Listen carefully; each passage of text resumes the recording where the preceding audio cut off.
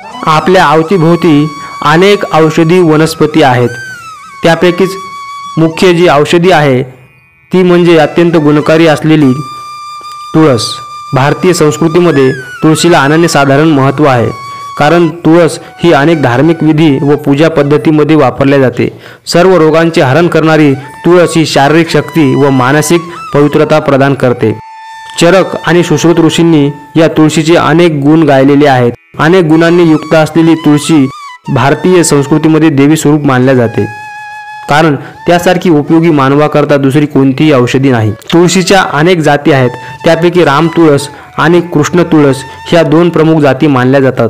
त्यामध्ये भरपूर आयुर्वेदिक औषधी गुणांचा संग्रह आहे। तुळशीच्या पंचांगापैकी तुळशीची पाने व तुळशीच्या बियांचा हा औषधासाठी उपयोग केला जातो। तुळशीची पाने ही कफ आणि वातनाशक आहेत।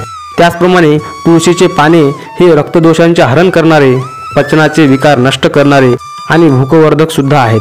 तुळस ही शुद्ध ऑक्सिजन प्रदान करणारी वनस्पती आहे। हृदयविकार, कॅन्सर, बीपीचे आजार, त्याचप्रमाणे छोटे मोठे पोटदुखी, व्हायरल इन्फेक्शन यामध्ये तुळशीचा अत्यंत उपयोग होतो।